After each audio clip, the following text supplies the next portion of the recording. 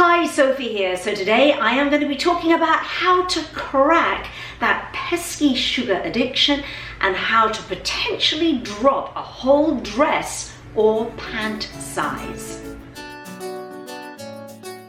So sugar addiction, back to that old chestnut that so many of us struggle with. Now, sugar addiction is a very real issue for many people.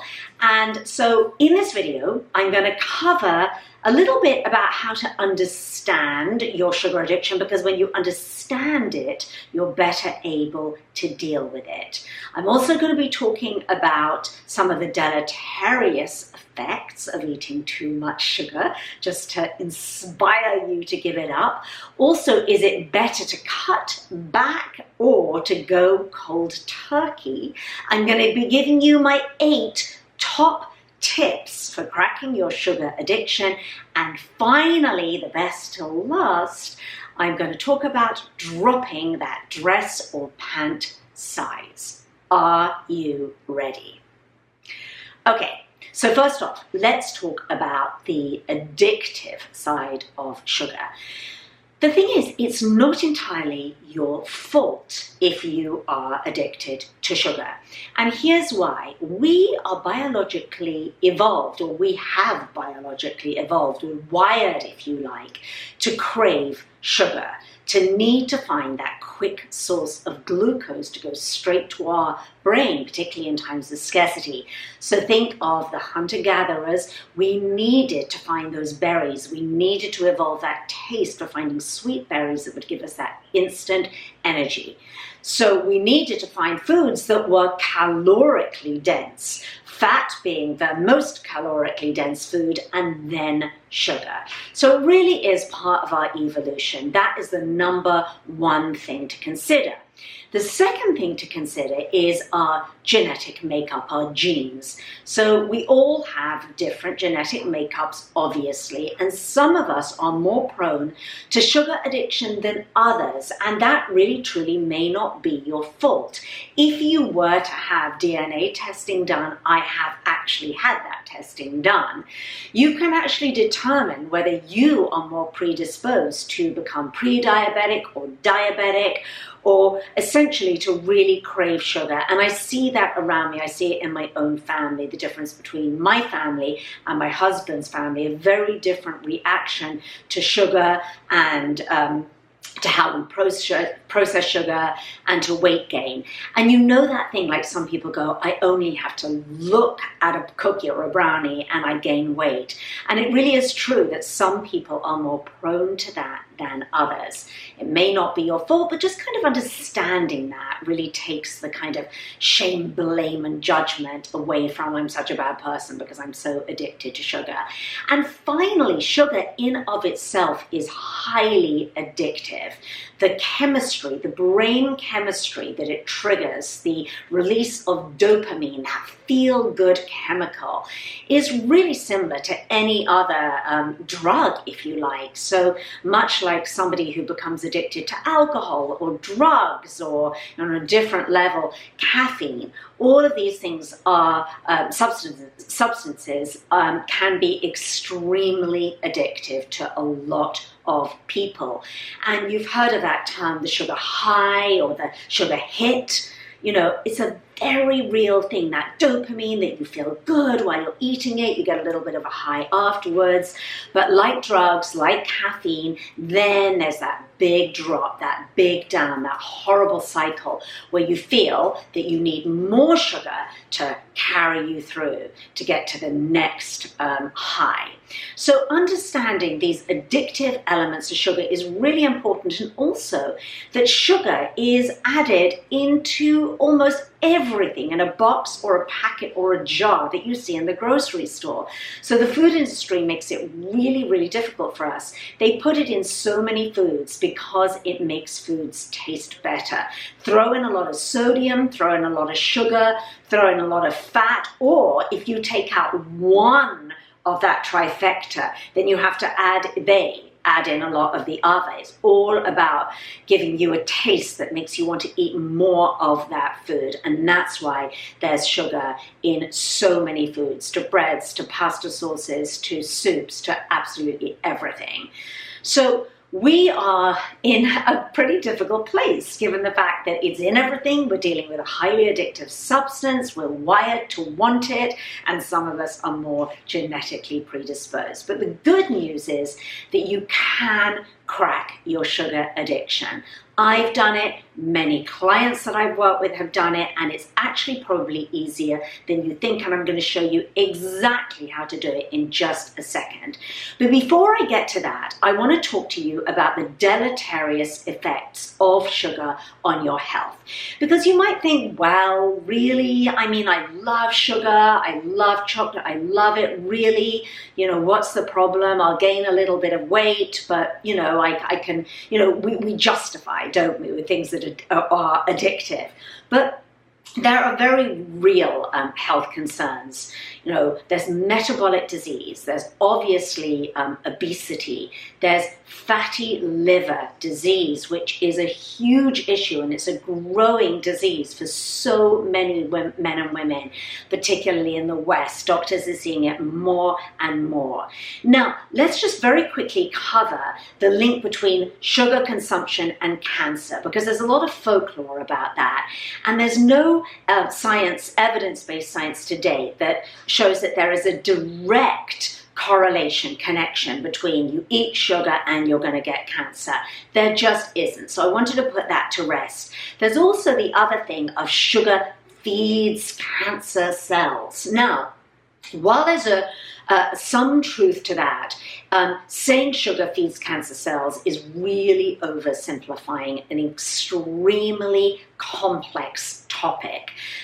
So if you want to read a little bit more, because I don't want to make this video too long, there's a link underneath this video where there's a lot more information that I've put into a blog that you can read about. But the really important thing to understand is that sugar does lead to weight gain. End of story. And since being overweight significantly puts you at risk for 13 different cancers, and these are many of the cancers that we sort of dread, the most prolific cancers, then it really makes sense to eat a diet or to help ourselves in any way we can not to carry these this excess weight, these unwanted pounds. Okay, so hopefully that's given you a little bit of an incentive of okay, first off, sugar addiction is very real, and it's not just me being a bad or a weak or a pathetic person. Number two, we eat way too much sugar. We eat about 4 to 5 times more sugar than we did 50 years ago, and it's just escalating and increasing year by year. It is now completely off the charts, and this is why we are dealing with epidemics of obesity, metabolic syndrome, and, as I mentioned before, fatty liver disease. And that's at one end of the scale, and the other is just not being able to shift these unwanted pounds. So next up is the issue of how do we crack? How do we crack our sugar addiction? So the big question that is often asked of me is, Sophie, should I just cut back or should I go completely cold turkey? And I am pretty definitive on this because we've established how addictive sugar is. And if you ask somebody who's an alcoholic or drug addict to cut back on their drug, it never works. They say that, the first drink or the first drug does the damage. And what this means is that you pick up and it triggers, it sets off that desire for more. And I believe it is exactly the same with sugar. I've seen it time and time again with clients. They said, oh, I just had that one cookie or that one candy. And before they know it, that brain chemistry goes haywire and they want another one and another one. And it's a downward spiral. So I think for most people, it doesn't work to cut back. Now, that's not to say that once you really get a handle on it and you have, 2 or 3 years of really sort of stabilizing your sugar, understanding it, adjusting your taste buds, that you can't enjoy a little bit of sugar every now and again. Some people can. I most definitely can. Some people absolutely cannot. And you'll have to determine where you are on that scale and understand that. And it's a really good thing to understand, because I have friends who just go, I can't. Once I've had that first piece of sugar, I am done. It's triggered. And they know themselves. Therefore, they just completely stay away. That's it for life. And then others, like myself, I'm lucky. I can have a little bit. It doesn't make me feel very good, to be honest with you, but it doesn't necessarily set off that reaction. So go cold turkey. That is what I am 100% suggesting in this video. So how do we go cold turkey? The first thing that we need to do is to understand that to go cold turkey, you have to cut sugar out of your diet completely. So what does it mean? Because this is where it gets a little bit confusing. I have people saying, well, is that we have to cut out fruit and dates and honey? And there's a lot of sort of gray areas and confusion. So I'm going to make it really simple for you. Anything that spikes your blood sugar has to go.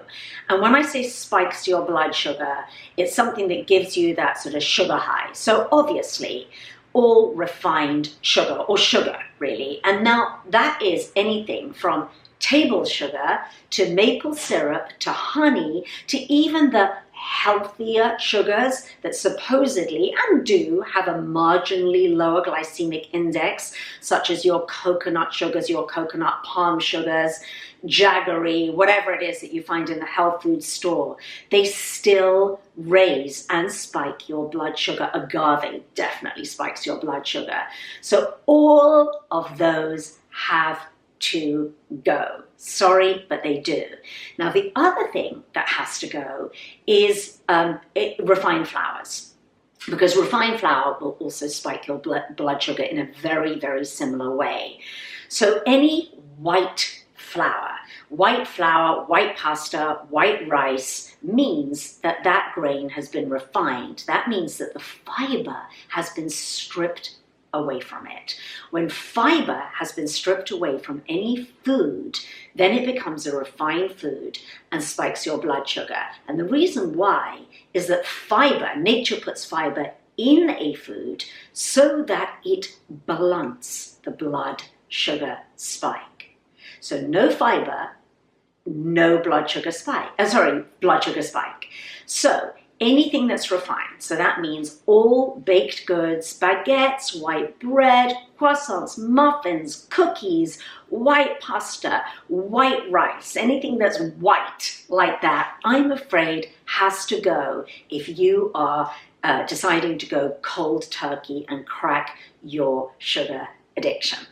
Now, the only sugar that I will allow, certainly for clients, is possibly the odd date. So dates are very sweet. It's a good sugar replacement. But again, if you're going cold turkey, you've got to be careful. One date in a smoothie or in, a certain baked good or something, couple of dates is okay. But if you know you're somebody who can't handle that, but you're like, oh no, I'm going to taste that sweet, then you might be better off avoiding it. If you're diabetic, you want to avoid dates. Some of us can get away with them. And the only reason I say dates is that a date is a whole food, and date contains fiber. So that's why I do allow dates for most of my clients. Now, what about fruit? That is a big question. So whole foods, fruits, excuse me, whole fruits are absolutely fine for most people, because again, a whole fruit contains a lot of water and a lot of fiber. So the blood sugar spike is completely mitigated.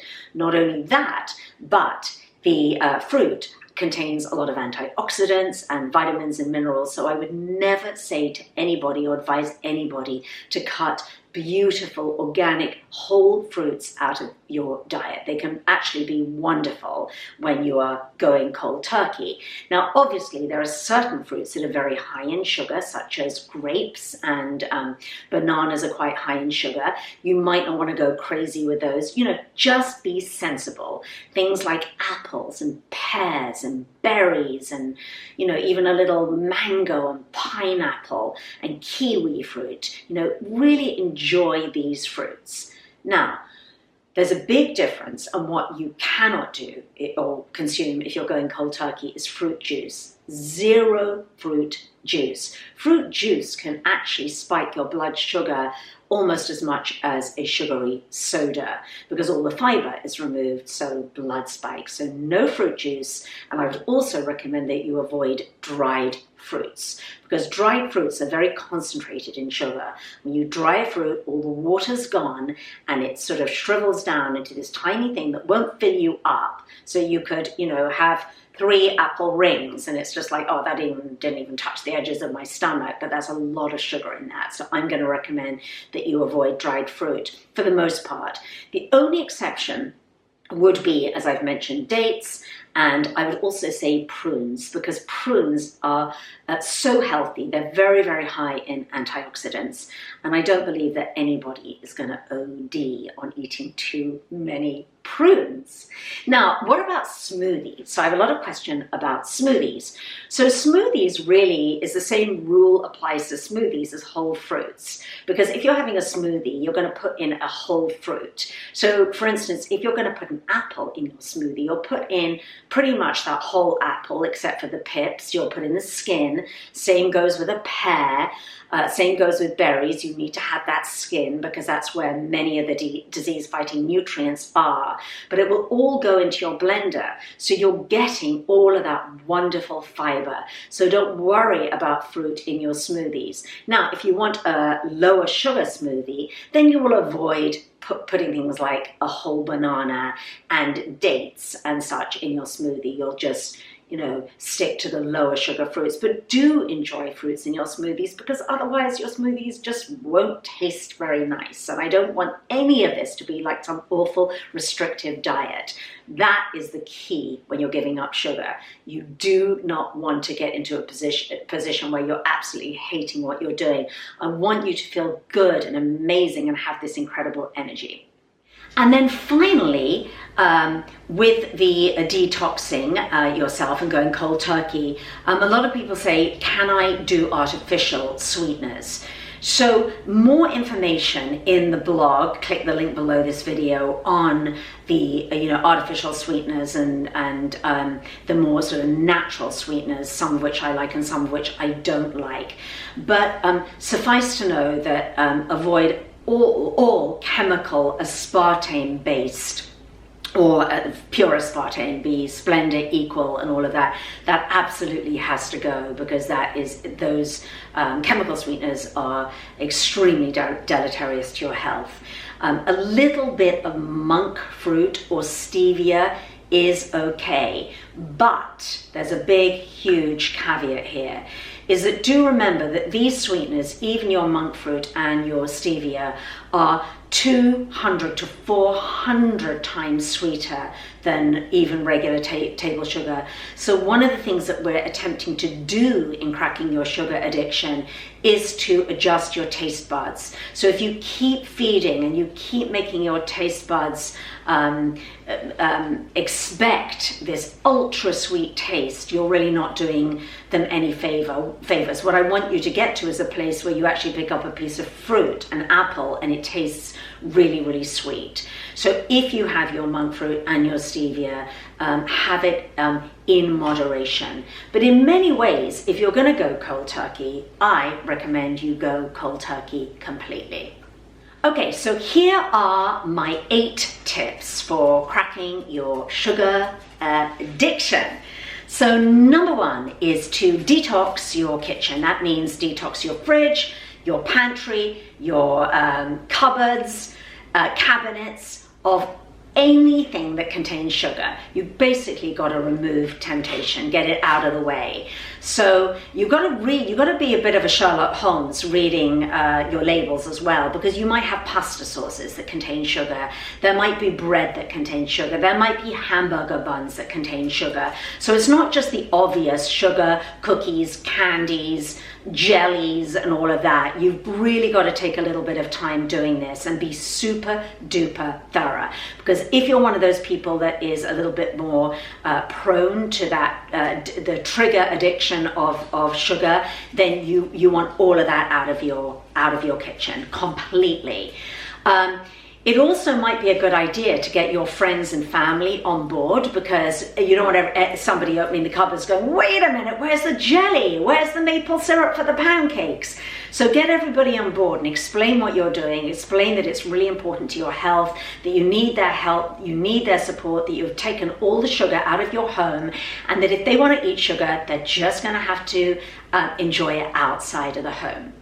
Okay, number 2 is avoid any important life events. So if you've got you're doing a speech at work or a presentation, or you've got a job interview, or an important family visit or something like that, don't do your cold turkey, your sugar detox then, because you're going to have to expect about a week when you may have symptoms that won't feel good.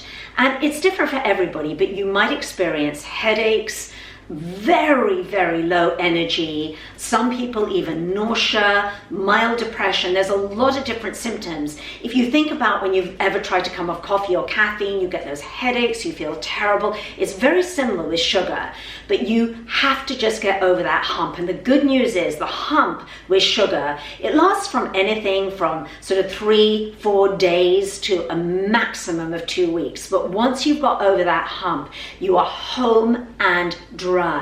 Do not give up before the miracle occurs, because once you get over that hump, you suddenly feel amazing. Suddenly you'll have this rush of energy. You'll feel fantastic. You will feel so different, I promise you. So don't plan anything important during that time. Tip number 3. Load up your diet with complex carbs. This is a mistake that a lot of people make when they're trying to give up sugar. So they think, okay, I'm just going to be really healthy. I'm just going to eat salads and greens and just do the whole thing and no fat. But it's a really big mistake, because complex carbs such as sweet potatoes, starches, whole grains, they do not spike your blood sugar, but what they do is they make you feel full. They really make you feel satisfied, and they give you energy. And the biggest mistake that I see with anybody who's trying to give up sugar or get healthier generally is that they're not eating enough, and they're not eating enough complex carbs. I cannot stress this enough. Sweet potatoes are not going to make you fat, and neither are whole grains. The other thing with complex carbs, and particularly whole grains, is that they're going to help your gut. They're going to increase gut health. They're going to increase the good bacteria in your gut. And that in of itself is going to make you generally feel better. So if you throw all of that out, that's why so many diets fail, because people feel hungry, you're not satisfied, your gut doesn't feel good. It's why, after a while, even diets like keto and paleo and whatnot don't work. They're just not sustainable long term, because you're not going to feel satisfied, and it's not going to be enjoyable, and you're not going to have that long-term energy, and most importantly, long-term health. Tip number 4, lots of plant-based protein. So you also need to eat a lot of protein, have a lot of plant-based protein snacks. 3 of my favorite would be, you could have a beautiful plant-based yogurt, you could have a big bowl of edamame beans, delicious, that's pure protein with so many health benefits, it'll fill you up. Or you could you could have a serving of hummus. And beans, we now know, are one of the healthiest foods in the world, and the added health benefit of beans is that they help stabilize your blood sugar. So those are really useful snacks. Tip number 5, hydrate yourself. Make sure you drink enough water. Often we think we're hungry when actually we just need water. So around 8 glasses of filtered water. I prefer room temperature water. That will help fire up your digestive enzymes. Just better generally for digestion of filtered water a day, and that's going to help with the whole sort of detox process too. Tip number 6 is exercise. So just remember, when you're giving up sugar, you're not going to get that dopamine hit, but you need those feel-good chemicals in your brain. So if you're sitting around like a couch potato going, oh, I don't feel good, I've got a headache, and I've got no energy, the best thing you can do is lace up your sneakers, get on your tennis shoes, get to the gym, go for a really brisk hike, get on your rebounder, push yourself a little bit, try and do an hour of moderate to intense exercise. I promise you, this will completely change everything for you. You'll feel so good when you've done that exercise that you really won't want the sugar. This is almost one of the most important tips. Tip number 7 is be careful with friends who go out and eat a lot of sugar. So if you're used to going out, for breakfast or the coffee shop or lunch or dinners with your friends that, order the bread basket or always have desserts or, sugary cocktails or whatever, and that's going to be difficult for you, don't go when you're going cold turkey, because you're putting yourself right in the path of temptation. A bread basket full of all those white rolls, delicious, you're hungry, you've sat down at the table, and that could just lead straight away to that trigger where you're like, oh, I've caved in. So just be really careful about that. Set yourself up for success, not for failure. And finally, tip number 8 is prepare. This is a little bit like the last tip, but prepare and set yourself up for success. And what I mean by this is, like, say you're going to a PTA meeting or a board meeting at work, and you know that they always put out croissants or muffins or donuts or whatever else it is, and you know that you're going to go, and you know that it's going to be really hard for you to say no. Prepare. Carry with you a little baggie of your favorite toasted nut, toasted almonds, pistachios, toasted walnuts, maybe a little bit of healthy trail mix. That's what you need to have on your person at all times. Do not let yourself get hungry or hangry, because then you will reach for that donut and then it's history. Your sugar detox is out the window. Prepare. You could even take a little bag of beautiful cut up fruit, melon, watermelon, mango, apple, whatever it is. Set yourself up for success. And finally, I promised you that I would talk about dropping a dress size or a pant size. Now, here's the thing. If you give up sugar completely, you will experience weight loss. You just will, particularly if you're used to eating a lot of those foods that spike your blood sugar. But I'm going to add something to this, because I'm a holistic nutritionist. And what that means is I don't just go with one thing. That's the miracle thing is give up sugar, or the miracle thing is do this. Everything is intertwined and everything is holistic. So if you really want to drop 1 or 2 dress sizes or even more, or a pant size, what you really want to look to do is, yes, absolutely eliminate sugar completely and do your cold turkey. Also, you want to look to your fats. So the other thing that I would recommend eliminating is saturated fats. That would be all animal fats and coconut oil from your diet, because do remember that fats are the most calorically dense food on the planet. And that's why I see some people going, well, I gave up sugar, but I'm eating tons of cheese. And that's just not going to cut it. That's not going to work. That, I'm afraid, is the absolute key to seeing those dress sizes drop. And very finally, this video has ended up being a bit longer than I thought, but I had to get in all this information. Finally, is alcohol. Now, it is a little bit of a myth that alcohol turns to sugar in the body, but here's the thing. When you consume alcohol, your liver will immediately have to go to work to detoxify because the liver sees alcohol as a poison. So instead of metabolizing and the fat and dealing with the fat that you're eating, the liver and your entire body will have a big job at hand to detoxify and metabolize the alcohol. And that's where we see weight gain, and it's really, really hard to lose weight if you are drinking alcohol.